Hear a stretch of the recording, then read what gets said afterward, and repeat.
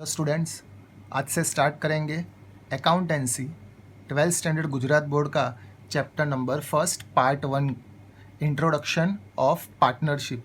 ये स्टार्ट करने से पहले मेरे वीडियो को लाइक कीजिए, कमेंट कीजिए, शेयर कीजिए, सब्सक्राइब कीजिए और वीडियो के नीचे जो बेल आइकॉन दिया उसको प्रेस कर दीजिए ताकि मेरे हर सम्स जल्द से जल्द आपके पास पहुंच पाए। मैं जो वीडियो अपलोड करता हूं वो जल्दी से जल्दी आपके पास पहुंच पाए।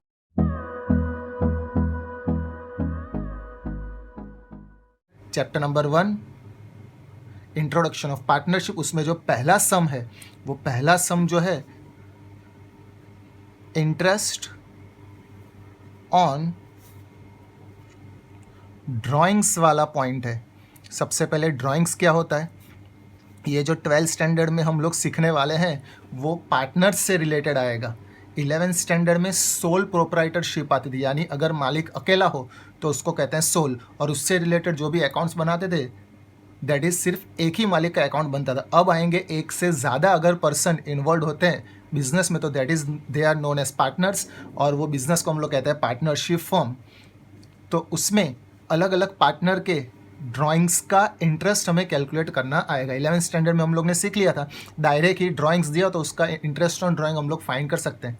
लेकिन इसमें कुछ कंसेप्ट ऐसे हैं जिसमें हमें इंटरेस्ट ऑन ड्राइंग डायरेक्ट नहीं, मेथड वाइज हमें समझाना पड़ेगा, जो हमारे फर्स्ट चैप्टर में इंक्लूड हो रहा है। तो सबसे पहले ड्राइंग्स क्या होता है, जो भी ओनर होता है या जो भी पार्टनर्स होते हैं बिजनेस में से जो अमाउंट, कैश, एसेट्स, जो कुछ भी बिजनेस में से वो लोग ले जाते हैं वो कहलाता है ड्राइंग, और वो लोग जो बिजनेस में लाते हैं वो उनके लिए कहलाता है कैपिटल। ये चैप्टर में interest on capital point, interest on capital का भी पॉइंट और इंटरेस्ट ऑन ड्राइंग्स का भी पॉइंट है।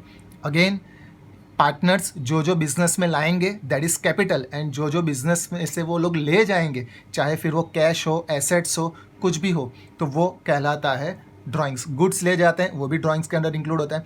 तो वो जो चीज़ बिजनेस में से ले जाते हैं हमें उसका इंटरेस्ट कैलकुलेट करना पड़ता है। तो फर्स्ट चैप्टर में जो हमारा फर्स्ट एग्जाम्पल है उसमें कंसेप्ट कैसा है कि सबसे पहले यहाँ पे हमारे जो आने वाला है वो मैं लिख डालता हूँ। हमें यहाँ पे मंथ आने वाले हैं तो शॉर्टकट में मैं लिख रहा हूँ अप्रैल, मई, जून, जुलाई, अगस्त, सितंबर, अक्टूबर, नवंबर, दिसंबर, जनवरी, फरवरी एंड मार्च। हमारा अकाउंटिंग ईयर 1 अप्रैल टू 31 मार्च होता है। तो हमें यहाँ पे इंटरेस्ट ऑन ड्राइंग कैलकुलेट करना आएगा, अप्रैल से लेके मार्च तक का कैलकुलेशन करना है। अब सबसे पहला कंसेप्ट कैसा है कि अगर कोई पार्टनर विड्रॉ करता है amount at the beginning of every year, तो यहाँ पे मैं लिखता हूँ सबसे पहले बिगनिंग इट मीन्स के हर 1 अप्रैल को वो विड्रॉ करेगा, 1 मई को विड्रॉ करेगा, 1 जून को, वैसे सभी 1 डेट को विड्रॉ करेगा। क्लियर? दैट इज़ अगर वो 1 अप्रैल को विड्रॉ करता है तो हमें उसको इंटरेस्ट कैसे चार्ज करना है देख लेना ज़रा। अगर वो 1 अप्रैल को विड्रॉ करता है तो 1 अप्रैल से लेके 31 मार्च तक का कैलकुलेशन बताना है। यानी अगर वो 1 अप्रैल को विड्रॉ करता है तो अप्रैल महीने में उसको कितने मंथ का इंटरेस्ट हमें उसको पे करना पड़ेगा, 1 अप्रैल, तो ये अप्रैल महीना पूरा आ जाएगा।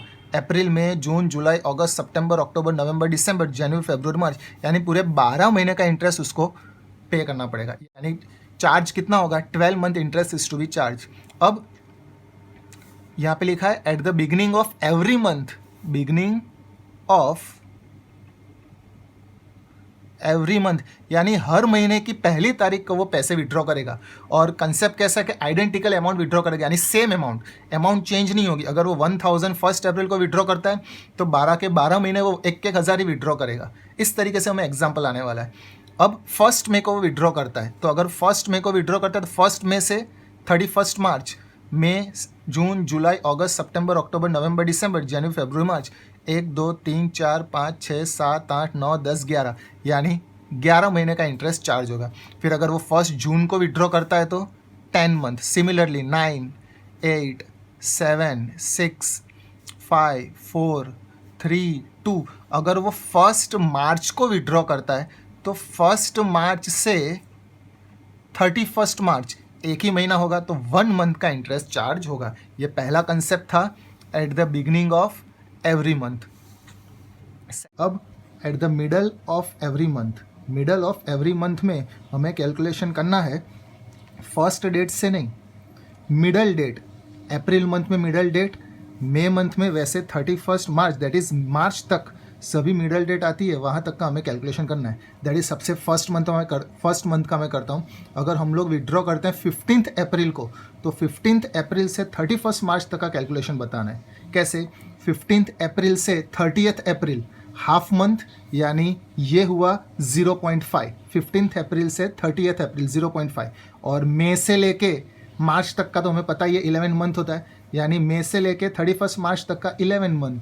और अप्रैल मंथ सिर्फ हाफ मंथ आएगा क्योंकि 15 अप्रैल से 30 अप्रैल तक आता है, तो 11 प्लस 0.5 दैट इज 11.5। तो फर्स्ट का 11.5 आएगा। उसके बाद 15 मई से लेके 31 मई तक, तो 15 मई से लेके 31 मई तक हाफ मंथ, फिर जून से लेके 31 मार्च, यानी 15 मई से लेके 31 मार्च तक का कैलकुलेशन हमें बताना है। तो 15 मई से 31 में half month, then after June से लेके 31 March that is 10 month and half that is 10.5। उसके बाद 15 जून से 31 मार्च तक का कैलकुलेशन कैसे बताएंगे?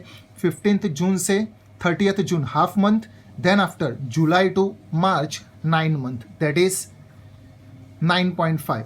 उसके बाद सिमिलरली 8.5, 7.5, 6.5, 5.5, 4.5, 3.5, 2.5। फिर देखो 15 फरवरी से लेकर 31 मार्च, यानी 15 फरवरी का हाफ मंथ और मार्च महीना पूरा, दैट इज मार्च महीना 1 मंथ, और 15 से जो भी लीप ईयर हो या non leap year, it doesn't matter, half month ले लेने का। तो 1 month plus half month that is 1.5। और लास्ट में अगर हम लोग 15 मार्च को विड्रॉ करते हैं तो 15 मार्च से 31 March that is half month, तो यहाँ पे 0.5 आएगा। Eight the beginning of every month, eight the middle of every month, और सबसे लास्ट कंसेप्ट है at the end of every month, यानी वो हर महीने की लास्ट डेट को विड्रॉ करेगा। यानी अप्रैल मंथ में 30th डेट आती है, तो अगर 30th अप्रैल को वो विड्रॉ करता है, अगर 30 अप्रैल को विड्रॉ करेगा तो अप्रैल मंथ तो पूरा चला गया, तो अप्रैल महीने का हम लोग ध्यान में नहीं लेंगे। तो स्टार्ट कहाँ से होगा? मई से। तो मई से लेकर 31 मार्च, यानी पहले में कितना आएगा? 11 मंथ, यानी अप्रैल महीना काउंट नहीं करने का, तो अप्रैल महीने को हटा देंगे तो बचेंगे 11 महीने। तो अप्रैल, अगर वो लास्ट डेट को विड्रॉ करता है अप्रैल में, तो 11 महीने का इंटरेस्ट चार्ज होगा। वैसे ही वो 31 मई को विड्रॉ करेगा तो अप्रैल और मई दोनों महीने चले गए, तो जून से लेके मार्च तक 1 2 3 4 5 6 7 8 9 10, तो यहाँ पे 10 मंथ का चार्ज, फिर 9 8 7 6 5 4 3 2 1। और अगर वो 31 मार्च को विड्रॉ करता है, अगर लास्ट डेट को विड्रॉ करता है, हमारी एंडिंग डेट भी लास्ट डेट ही है, 31 मार्च ईयर एंडिंग होता है, 31 मार्च ईयर एंडिंग है, और वो 31 मार्च को विड्रॉ करता है, no interest is to be charge on 31 March. तो ये हमें कैलकुलेशन हमें एग्जाम में नहीं बताना है, इसका जो टोटल आता है वो हमें चाहिए। इसका हम लोग टोटल करेंगे तो टोटल आएगा 78, इसका टोटल करेंगे तो 72, और इसका टोटल करेंगे तो 66। अब जब हम लोग सिंपल इंटरेस्ट का कैलकुलेशन करते थे, सिंपल इंटरेस्ट में मंथ आता था तो डिवाइडेड बाय 12 करते थे, डेज आता था तो डिवाइडेड बाय 365 करते थे। वैसे ही अगर मंथ का कैलकुलेशन आता है तो 78/12, 72/12 और 66/12। टेक्निक क्या याद रखें? ये तीनों में से कोई भी एक याद रख दो। Eight the beginning of every month याद रखेंगे 78/12, फिर उसमें से 6 माइनस करने का, 78 माइनस 6 72, और 72 माइनस 6 66। ये डायरेक्ट हम लोग शॉर्टकट में याद रख सकते हैं। यानी इसमें कंसेप्ट क्या आएगा, याद क्या रखना है? At the beginning of every month, अगर बिगिनिंग आता है तो 78/12 कंसिडर करना है। ये 78/12 क्या है, अभी हम लोग एग्जाम्पल स्टार्ट करेंगे तब मैं तुम्हें बता दूंगा। फिर eight the middle of every month आता है तो 72/12 लेना है, और eight the end of every month आता है तो 66/12 लेना है। ये 3 चीज़ हमें याद रखनी। ये 3 में से कोई भी एक कंसेप्ट एग्जाम में आएगा 3 मार्क्स का। क्लियर? अब इसके जैसा हमें सम करना है। पेज नंबर 30 पे सम नंबर फर्स्ट, एग्जाम्पल नंबर 1, हमें जो सम्स करने ये चैप्टर में क्वेश्चन नंबर 3 ही सिर्फ करना है। क्वेश्चन नंबर 3 में 11 सम्स दिए हैं, ये 11 सम्स हमें करने हैं। ये सेम 11 सम्स के 11 इलस्ट्रेशन है, इलस्ट्रेशन तुम लोग को करना है। 11 सम्स एक्सरसाइज के वो 11 के 11 मैं करवा रहा हूँ। क्लियर? ये 22 सम्स में से कोई एक सम हमारे एग्जाम में आएगा। तो देखो मैं क्वेश्चन रीड करता हूँ। Sum number first, a partner withdraw identical amount, identical means same amount, at the end of each month. देखो यहाँ पे हमें लिख के दे दिया है at the end of each month. वो 3 कंसेप्ट मैंने सीखा है, वो 3 कंसेप्ट कौन से थे? अगर eight the beginning of the year आता है, at the beginning of every month आता है 78/12, eight the middle of every month 72, और eight the end of every month आता है तो 66/12। यानी ये हमें एक कंसेप्ट मिल गया। जब हम लोग इंटरेस्ट का कैलकुलेशन करते हैं तो इंटरेस्ट की फॉर्मूला है, इंटरेस्ट की फॉर्मूला PRN/100, जो हम लोग सिंपल इंटरेस्ट फाइंड करते थे, यानी principal amount, rate of interest and number of year या नंबर ऑफ टाइम्स।